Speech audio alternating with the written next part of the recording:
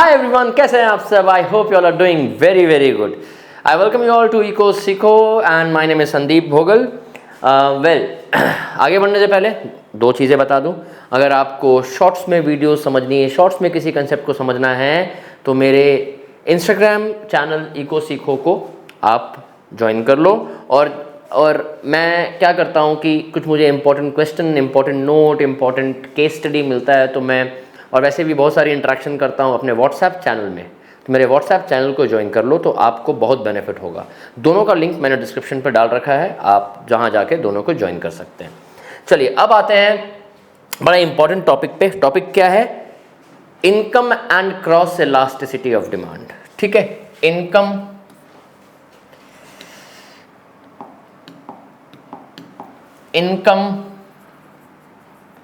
And cross elasticity of demand. देखिए, price elasticity of demand क्या था? Price elasticity of demand was percentage change in demand as compare to the percentage change in price. तो price elasticity of demand, जहां price लग गया, इसका मतलब responsiveness of demand with respect to the change in price. अब आता है income elasticity of demand में. इनकम इलास्टिसिटी ऑफ डिमांड के पहले क्या लग गया? Income. Elasticity of demand is responsiveness of demand. Responsiveness of demand with respect to what? Income. तो income elasticity of demand is the responsiveness of demand to the change in the income of the consumer. That is, by how much the demand will change due to the change in the income of the consumer. जब consumer का income change होगा, उस income के change होने से demand कैसे respond करेगा. ठीक है, तो अब हम इसमें क्या करेंगे? इसका फॉर्मूला क्या है? Percentage change in quantity demanded. Price elasticity में हम क्या लिखते थे? Percentage change in quantity demanded by percentage change in price. Income में क्या लिखेंगे? Percentage change in quantity demanded by percentage change in income of the consumer. ठीक है, समझ में आ गया? तो बहुत सिंपल चीज पहले ये समझ में आ गई कि income elasticity of demand measures the responsiveness of demand to the change in the income of the consumer. अब इसमें income elasticity of demand can be positive, can be negative और कैन बी जीरो. ठीक है, अब देखो, normal goods के case में हमने पढ़ा था chapter demand, factors affecting demand. Demand का प्लेलिस्ट खोलना, फैक्टर अफेक्टिंग डिमांड के वीडियो में जाना, वहां नॉर्मल गुड और इंफीरियर गुड को समझाया हुआ है. नॉर्मल गुड्स के केस में क्या होता है? इनकम एंड डिमांड में क्या रिलेशन होता है? डायरेक्ट रिलेशन होता है. जैसे इनकम बढ़ता है, demand for normal good rises. Income के घटने से demand for normal good falls. तो भाई, नॉर्मल गुड के केस में इनकम बढ़ेगा तो डिमांड भी बढ़ेगा, इनकम घटेगा तो डिमांड भी घटेगा. तो क्या रिलेशन है? डायरेक्ट. ऊपर दोनों प्लस या दोनों माइनस. या तो +20 बाय +20 होगा, आंसर कितना है? 1. या तो -20 बाय -20 होगा, आंसर कितना है? 1. ठीक है, इस केस में हम क्या देख रहे हैं? तो मेरा आंसर जो आएगा इनकम इलास्टिसिटी डिमांड का पॉजिटिव आएगा. देखो, पॉजिटिव कब होता है? डिवीजन में, जब न्यूमरेटर डिनोमिनेटर दोनों या तो प्लस हो या माइनस हो, मतलब डायरेक्ट रिलेशन हो. नेगेटिव कब होता है? जब दोनों में से एक प्लस और एक माइनस हो. नॉर्मल गुड्स के केस में दोनों या तो बढ़ेंगे या घटेंगे. इनकम के बढ़ने से डिमांड बढ़ेगा, इनकम के घटने से डिमांड घटेगा. तो क्या होगा? जो भी वैल्यू आएगा पॉजिटिव आएगा. तो in the case of normal good, income और डिमांड में डायरेक्ट रिलेशन है and hence the income elasticity of demand will be positive. Income elasticity of demand will be positive. I hope this is very clear to everybody. ठीक है, दूसरा, inferior goods के case में, inferior goods के case में income और demand में क्या रिलेशन है? इनवर्स. इनवर्स मतलब इनकम के बढ़ने से इंफीरियर गुड का डिमांड घटता है, इनकम के घटने से इंफीरियर गुड का डिमांड बढ़ता है. मतलब they move in an opposite direction. They move in an opposite direction. मतलब एक बढ़ेगा तो एक घटेगा, राइट? एक बढ़ेगा तो एक घटेगा. मतलब अगर इनकम बढ़े तो डिमांड घटेगा, इनकम घटे तो डिमांड बढ़ेगा. ऑपोजिट साइंस है, तो जो भी आंसर आएगा वो क्या होगा? नेगेटिव होगा. So in the case of inferior goods, the income elasticity of demand will be negative. In the case of inferior goods income elasticity of demand will be negative. ठीक है, आपको ये नोट्स चाहिए, मेरे व्हाट्सएप चैनल को join कर लो, वहाँ पे नोट्स का PDF में डाल दूंगा. ठीक है, so normal goods, inferior goods. अब आते हैं इनएक्सपेंसिव नेसेसिटीज. सॉल्ट हो गया. ठीक है, इस केस में salt, medicine, income elasticity of demand zero हो. क्यों जीरो होगा भाई? देखो अब एक चीज समझो कि डिवीजन में जीरो कब होता है? जब न्यूमरेटर जीरो हो. Zero by anything is zero. तो quantity change in demand in the case of inexpensive necessity will be zero.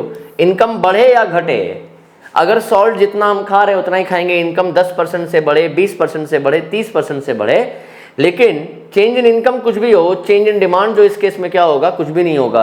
जो नेसेसिटीज होते हैं, सॉल्ट, शुगर, इनकम के चेंज होने से उनका डिमांड में फर्क नहीं पड़ता है. तो इस केस में वो क्या होगा? जीरो होगा. तो आपको ये 3 चीज याद रखनी है कि किस केस में वो जीरो है, किस केस में वो पॉजिटिव है, किस केस में वो नेगेटिव है. इसको हम क्या कहते हैं? इसको हम कहते हैं इनकम इलास्टिसिटी ऑफ डिमांड. ठीक है, अब नेक्स्ट आते हैं क्रॉस इलास्टिसिटी ऑफ डिमांड में. Cross elasticity demand is the responsiveness of demand for X. It is basically seen in the case of related goods. Let's say X and Y are related goods. They can be complementary, they can be substitutes, but they are related to each other. So when we calculate cross elastic demand, we mean that it is the responsiveness of the demand in the demand for X due to the change in price of Y. Responsiveness of demand for X due to the change in price of Y, where X and Y are related. जब दोनों related goods के case में एक का demand change होता है दूसरे के प्राइस के चेंज होने से, उसको हम कहते हैं क्रॉस इलास्टिसिटी ऑफ डिमांड. तो क्रॉस इलास्टिसिटी डिमांड, अब इसमें 3 टाइप के तो एक है सब्स्टिट्यूट गुड्स. सब्स्टिट्यूट गुड्स में X एंड Y. तो पहले इसका फॉर्मूला क्या होगा? Cross elasticity of demand is, थोड़ा यहाँ करता हूँ, cross elasticity of demand is percentage change in demand for X by percentage change in price of Y, where X and Y are related.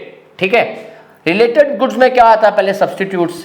अगर X and Y सब्स्टिट्यूट्स है, X का price बढ़ेगा, Y का demand बढ़ेगा. Let's say these are tea and coffee. Tea and coffee are substitutes, right? अगर टी का price बढ़ता है, कॉफी का डिमांड बढ़ता है.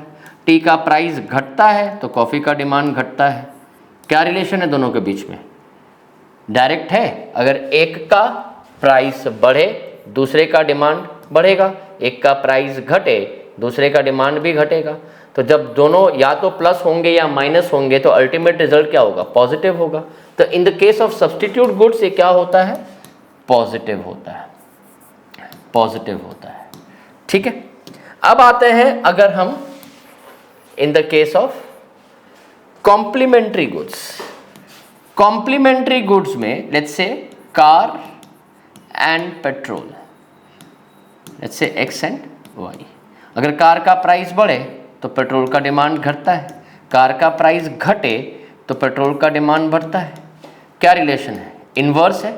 मतलब एक प्लस होगा तो एक माइनस होगा तो एक plus. Again the ultimate result क्या आएगा? अगर न्यूमरेटर प्लस है, डिनोमिनेटर माइनस है या वाइस वर्सा, तो अल्टीमेट रिजल्ट क्या आएगा? नेगेटिव आएगा. तो in the case of complementary goods the cross elasticity of demand is negative. And in the case of unrelated goods, in the case of unrelated goods let's say chair and ice cream, इनका कोई relation नहीं है.